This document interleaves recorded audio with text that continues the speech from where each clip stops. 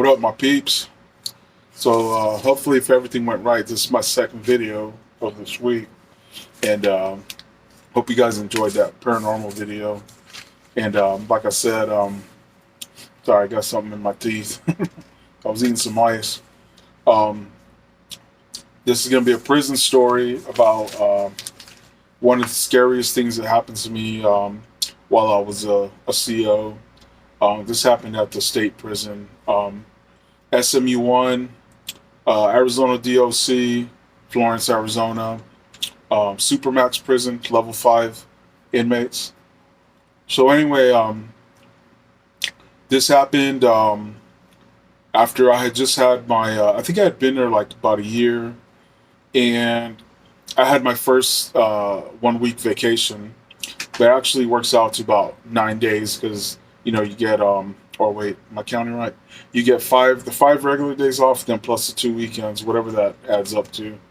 But so anyway, like I had just gotten back from a 9 day vacation or whatever number of days, and I wasn't really in the right frame of mind. Like one thing we always talked about, especially at that prison, I've talked about in previous videos, you had to be in the right frame of mind entering that place because if not, you could get yourself seriously hurt or fucking killed.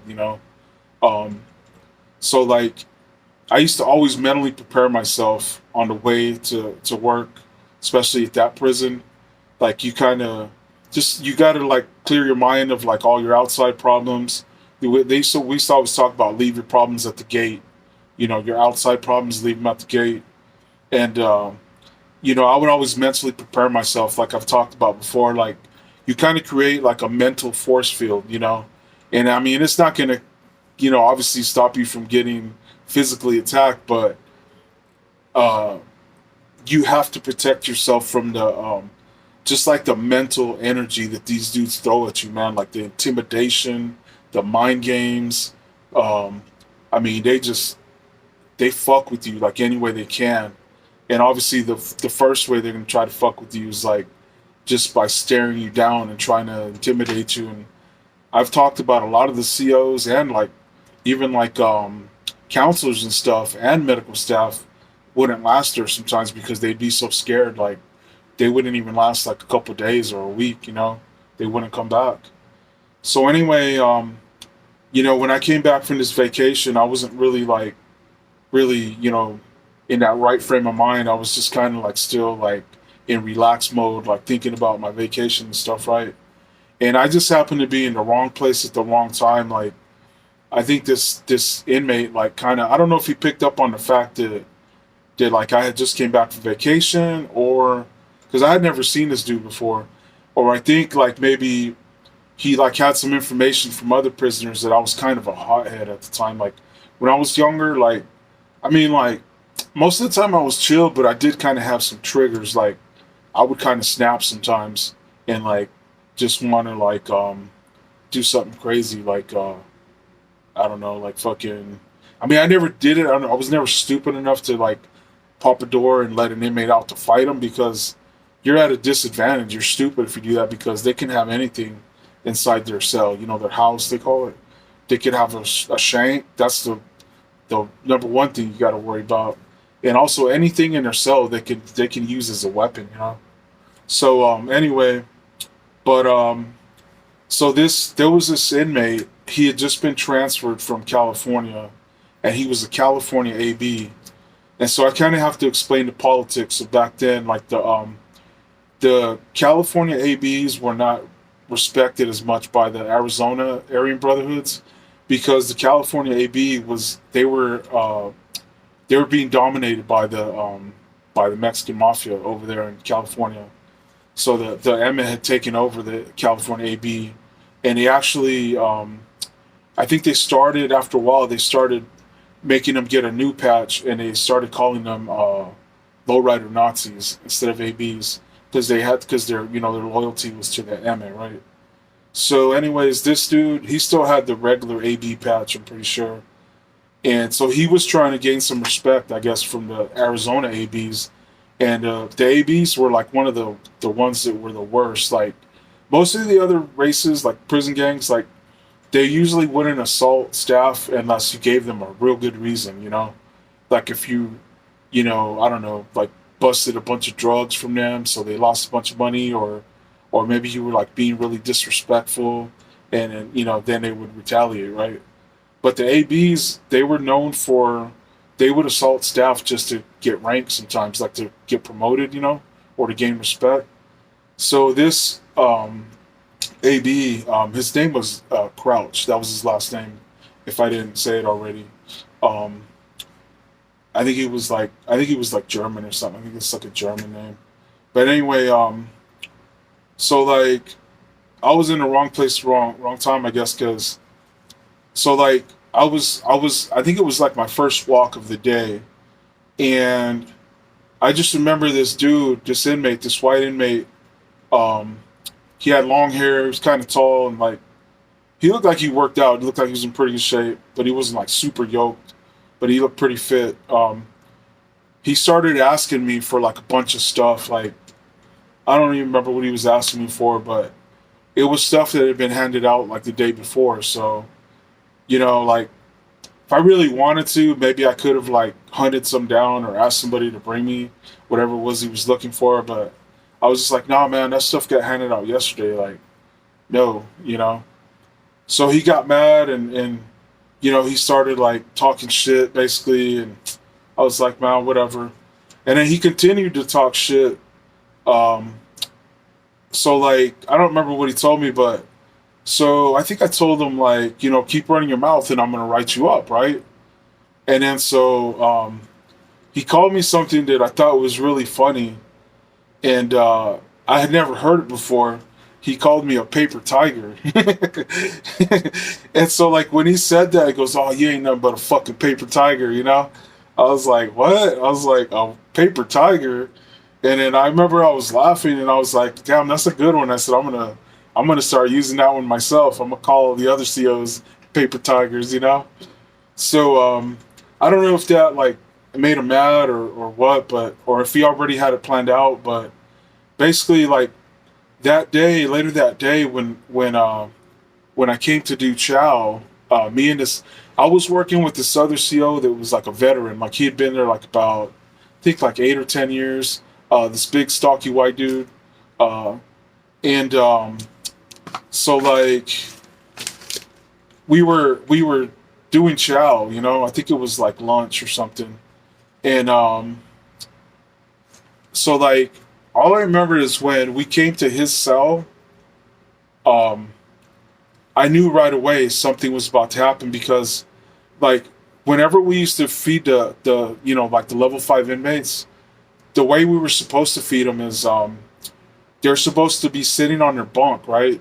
When you step in front of their cell, you're supposed to be about 5 feet away from it. We didn't always do that, but when you step in front of their cell, they're supposed to sit on their bunk, and then like usually like we would just like if they were inmates that we had never had any issues with, we would just tell them stand by your bunk, um, and then we would open the food trap. We would put the tray on the food trap, and then we would back up and then tell them go ahead, come get your tray, or we would just back up and they knew what to do. They would come get their tray, right? So I knew something was about to happen because when I stepped in front of this dude's cell, and I think I've explained it before, like the way the pods and the cells were in SMU, there weren't bars. It was like it was steel, and then it had holes in it so you could see into it, right? But the bad thing about those is like when you were like on the side of it, you couldn't see in. Like it just looked like solid until you stood in front of it, and then like all of a sudden you could see through the holes, right? So I couldn't see what he was doing when I was walking in front of his cell. So the second I stepped in front of his cell, I saw that he was sitting on his toilet with his back towards me like this. So, and I saw something was in his hand. It was a shampoo bottle. And so the minute I stepped in front of his cell, oh, and I forgot to mention, like we were required to wear protective goggles in those pods. In some of the pods, we were required to wear what do you call it, puncture resistant vests too, like stab vests. But we were in every pod we were required to wear protective goggles because a lot of the inmates would throw or some of the inmates would actually make darts. They would roll up like paper and like wet it to make a blowgun, and then they would make blow darts like out of staples and like the pencil erasers. So they weren't allowed to have any staples. Like anytime they received like any kind of paperwork, we always removed the staples from them, and like a lot of them would get mad and like say, "Oh, you can't fucking look at my legal papers or whatever," and be like, "We're not reading your fucking legal papers, dude. We're taking the staples out of them, asshole." So anyway, he was like that with his spray bottle, and so like right when I seen him like that, I was like, "Oh fuck," because I already knew he was about to do something, right? So he went like this. He in one quick motion. So he was sitting on the toilet. In one quick motion, he went like this, and he went and sprayed me like right on the forehead. He was aiming for the forehead because he had bleach in that shampoo bottle. And so he hit me in the forehead, and it ran down into my eyes. Because like the goggles are like this, you know, they have like the kind of like protective thing right here, but they're not like airtight, you know what I mean? So he knew that some bleach would get through. So like right when he sprayed me, I kind of like took a few steps back, and I was like, "You motherfucker," like that.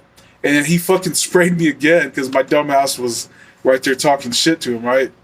And so the dude that I was working with, he was like, "Diaz, just get away, man, get away." But I was so mad. I was like, "No," I was like trying to push him out of the way. And I was like trying to tell the control officer, "Open this fucking door, pop his fucking door." And I think he knew that that's what was going to happen. Like, he knew that I was going to lose my temper once he did that, and that I was going to try to have them open the door, right? So the thing that like really freaked me out though was like once, you know, it got through my thick fucking head was while after he sprayed this, and I'm like, you know, yelling for the dude to open the door, and I'm like yelling at him, telling him I'm gonna beat his fucking ass and this and that, right? He's like kind of like jumping around and shit, but he had his hand behind his back, and this is what he kept saying, and it took me a few times before I finally caught on. He was saying, "Come on in here, motherfucker. I got something for you. Come on in here, fucking pig. Come on in here. I got something for you, motherfucker." He kept saying that over and over. "Come on in here. I got something for you." And then I finally noticed his hand was behind his back when he was saying that, right? And I was like, it kind of went through my thick head, like, oh, why is he, you know, he keeps reaching behind his back saying that, "I got something for you," right? And then this whole time, the other CO was trying to push me away from the door, telling me, "Diaz, just get away from the fucking door." So finally I listened to him. I was like, all right. So, you know, he pushed me away, and I kind of like was just pacing around, and he was still talking shit, like trying to get me to come back to the door, you know, calling me all kinds of shit, punk, pussies. Like, he was trying to trigger me. He was trying to like, you know, get me to snap and just, you know, like open his door, right? So I heard the other CO, he was trying to get me to get out of the pod. He's like, "Just get out of the fucking pod, Diaz," because he knew this dude was trying to like trigger me, right? So but I wouldn't leave the pod because I was so mad. I was just like kind of pacing around. So I heard him call IMS, you know, like the emergency, you know, whatever system. And he called for, you know, an extraction team, you know, said inmate, you know, fucking sprayed me with some kind of chemical. And so once the sergeant, or actually the shift lieutenant and the team came, they made me get out of the pod. They kicked me out of the pod, you know, because I needed to go to medical to get my eyes flushed out and shit. My eyes were burning. So like I go down to medical, right? And I'm getting my eyes flushed out and stuff. And actually, like, I've never like talked about this before, but that's one of the reasons why I wear sunglasses like almost all the time. Like, you know, people ask me on the video sometimes, like, why do you wear sunglasses, man? It's fucking stupid. Like, why are you hiding behind those or whatever? You know, it's because my eyes, like, I have a sensitivity to light. And it's probably because of that bleach, you know, being sprayed into my eyes or whatever. But anyway, so I'm at the medical unit, and I'm getting my eyes flushed out and shit. And then, so, like, after, I don't know, like, maybe, like, 20 minutes or something, you know, the extraction team comes down to medical, and they have him And they made sure that like he went like into another area far away from where I was at. But one of the COs that was on it, actually it was the CO that was I was working with that day. He was on the extraction team. Um, or no, he wasn't on the extraction team, but he was with them. He came down with them because he wanted to talk to me. So another CO stayed down there to watch the unit, and he came down there and he was like, Diaz, and I was like, what, man? He's like, oh, and I told him, I was like, hey man, thanks for fucking, you know, calming me down or whatever and getting me away from there. And he goes, yeah. He goes, you're lucky I was there working with you, and it wasn't some fucking dumbass working with you. He said because, they ended up throwing a gas grenade in there, and then they went in and fucking extracted his ass. They fucking smashed his ass, stomped him a little bit. But he said when they fucking searched him, or no, I don't know if he had thrown it or something, but they searched his cell. They found a shank. And he said, Diaz, he goes, you know what that motherfucker was telling us? He said, if that fucking pig would have came in my house, I was going to stick him. He says, I was going to kill that motherfucker. And I was like, what? He's like, yeah, he had a fucking shank, a big one. He said he was trying to get you to open that door so you would come in there, try to fight his ass, and he was going to fucking stab you.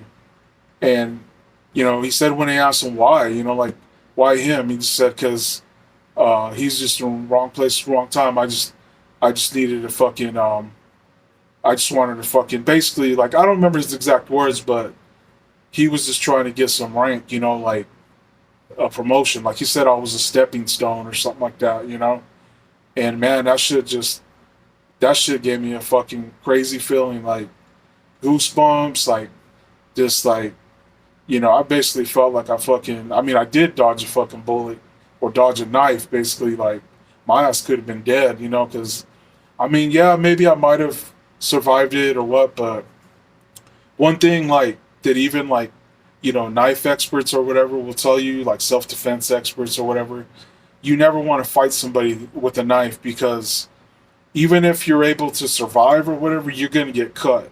Like, it doesn't matter, like, how good you are or how badass you are, you're going to get sliced up and you're probably going to get stabbed.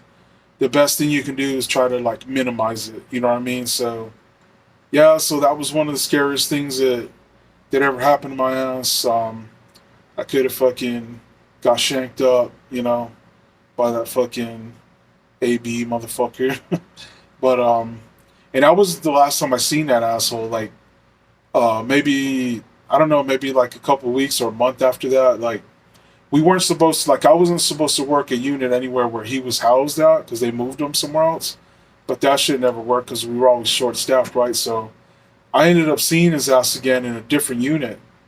And, he started talking shit, and I was like, whatever, I fucking ignored him, I think I talked some shit back, but, it's like, whatever, dude, I ain't fucking worried about you, right?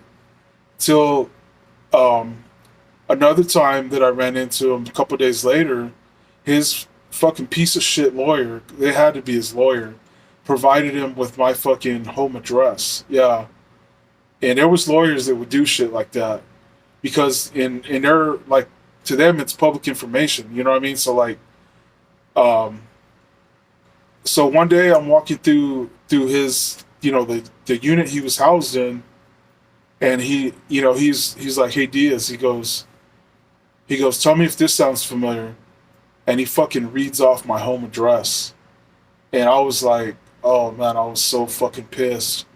It kind of like, it made me a little nervous, because I was like, fuck, this motherfucker knows where I live. But I was like, this dude ain't got no fucking, no pull. He ain't got no people on the streets, because he's a California AB. And like, I found out that the Arizona AB, like, kind of rejected him, I don't know why, but they didn't want him. So he had, like, basically he was on his own. He was like he wasn't like a PC or anything, but he was like a loner, like just, he didn't have any affiliation, nobody backing him basically.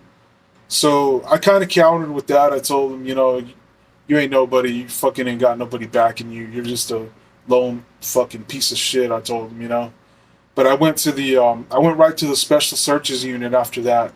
And I told them, you know, like, this is bullshit. This dude's got my fucking personal information. So they fucking took care of him for me. They came down, they fucking pulled him out of his cell. They took all his shit. They stuck him in a fucking holding cell with nothing. Like, they took all his shit, right? To, you know, paybacks. You know, you want to fuck with our COs? We're going to fuck with you, you know? So I gave them mad props for that. You know, they had my back, you know? Um, and then I'm trying to think. I think there was one more thing that happened with this dude. Fuck, I had it, and then I just fucking spaced it. Oh, so like they ended up moving him to a different pod, right? And I think he was like pending PC status because I don't know why. Like, I don't know if I probably didn't have anything to do with what was happening with me, but he was just like rubbing some people the wrong way or something because they moved him to this pod. It was kind of like I take that back. I don't think they were PCs. They were like dropout gang members, is what it was. But maybe to some, you know, convicts or inmates, they might be considered PC because they're dropouts, right? But they weren't PCs. They were just dropouts, right? So it was like a whole pod of dropout gang members, right? And I remember when they moved him there, I was surprised at first. I didn't know he was in there, and I was pretty cool with these two inmates that were in there. They lived in two different cells, and they were both. I think they were border brothers.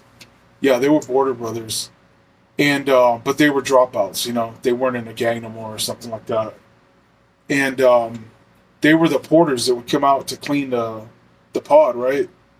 So I remember I walked in there, right, and I seen Crouch. I seen inmate Crouch, right, and right away he starts talking shit to me. Like every time he seen me, he would just always talk shit to me, right?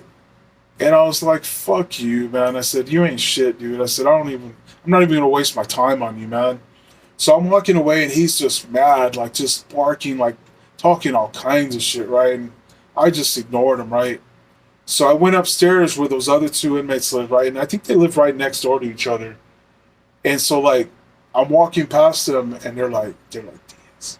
They called me like in a very quiet voice. They're like, Diaz, dude, come here. So I went up to their cells because they're right next to each other. I said, "What's up?" And they said, "Hey, what's up with that dude downstairs?" I just, you know, told them. I kind of gave them a quick rundown of it. Like, you know, we had some beef. You know, like I think he just picked me for whatever reason. Like, you know, and so now every time he sees me, he's like, talk shit, you know, because I guess shit didn't work out like how he wanted it to or whatever, you know. And they told these two inmates, so they told me, Diaz, they're like, we know you're a fucking respectful dude. You're like one of the most stand up COs here. So the one that I guess was maybe like, I don't know, like higher ranking or, you know, whatever. He goes, "Hey, Diaz," he goes, "When you let us out to clean the pod," he goes, "When you let us out to clean the pod today, um, see if you can get the control officer." Or actually, no, because I was going to be the control officer because we switch out midday, right? He goes, "Accidentally pop his door too." And I was like, "What?" And they were like, "Yeah, pop his door. Like, we'll take care of him." And I was like, "Man," I was like, "Hell no." I said, "I appreciate the offer, man, but no, man, I'm good, man," because that would have obviously been a huge mistake on my part, because nobody's gonna believe that I accidentally opened that inmate's door and let these guys go down there, and who knows, they might have killed his ass, because I think they were both doing like pretty long sentences, right? So I was like, "Nah, man, you know, I appreciate the offer, but you know, I'm gonna respectfully decline." You know, I passed up on that. But anyway, yeah, that was like one of the scarier things that happened to me when when I was a CO. Dodged a knife or whatever. But anyway, hope you guys liked that story. Don't forget to hit like, comments, and I'll see you guys in the next one. Your homie, Big Cisco. Peace.